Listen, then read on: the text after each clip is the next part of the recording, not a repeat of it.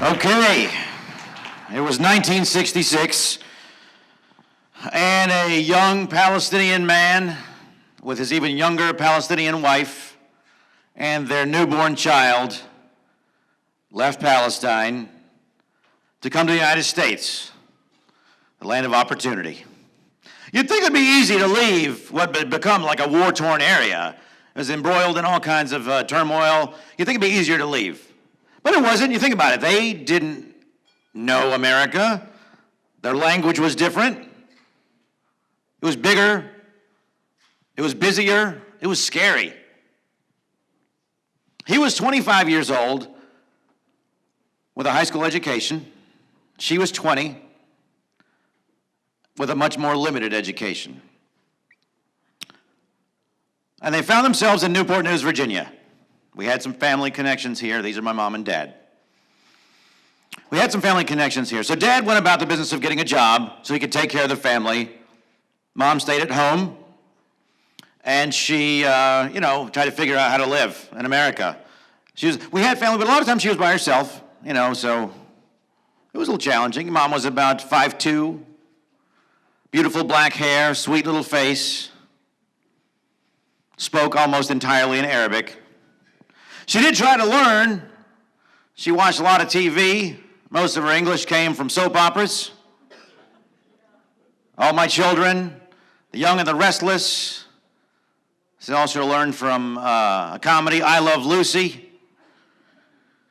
Some drawbacks to learning from soap operas. She thought the whole neighborhood was cheating on each other most of the time. Wasn't always good. She can speak in soap opera smut and slapstick comedy. She was really good.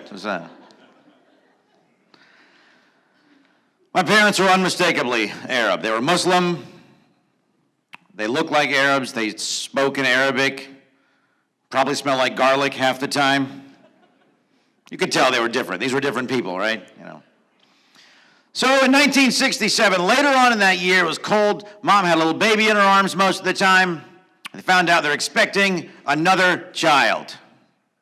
Now, in Palestine in the 60s, in the little villages they lived in, they didn't have strollers or baby carriages. They had cousins and grandmas and aunts instead. So here she was, walking to and from the store, and her neighbors would see her, carrying a baby in her arms, another little baby right here. Now, I don't know how she did it. Neither does she. Can't remember either. But she made a few friends in the neighborhood in Virginia.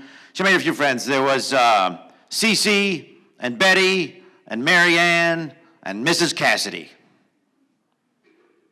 Interesting ladies. So this is, when these ladies saw her doing this is when the really cool thing, the cool thing about America showed itself to my mom and my dad. They'd see this. Now, it revealed itself, this cool thing, in the form of that little green stamp. Now, if you're younger, you don't know what I'm talking about. Now, I'll explain it to you. The S&H green stamp was probably the very first shopper rewards program ever. It started in 1896, believe it or not. And here's how it worked. You'd go to the store, you'd buy your goods, you have a little swipe card. The machine would spit out stamps. You'd take your little stamps and you fill out these little books. You'd lick them, put them in the books, fill up the books with stamps. And you could take those to a store, an S&H Green Stamp store, or order from the catalog and get things like toasters or whatever you needed. That's how it worked. So Mom made these friends in the neighborhood, and it's interesting. Now, it would have been really easy. This is the 60s, folks. It would have been really easy for these ladies and most of the people in the neighborhood to just kind of patronizingly wave at these people, not really become friends. The 60s. And civil rights challenges. We saw assassinations of JFK before Mom got here, JFK and Malcolm X in 1965. The KKK was live. They were after it. It was a crazy time. So it's been really easy just to go, these people, they're different.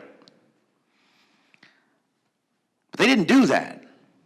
What these ladies did was they got all their stamps together.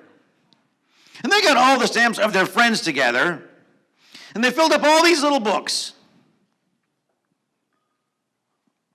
And they went to the S&H Green Stamp store, and they brought my mom a stroller so she could take her baby she's carrying and be able to walk with her in front of her and take care of that. They wanted to ease her burden.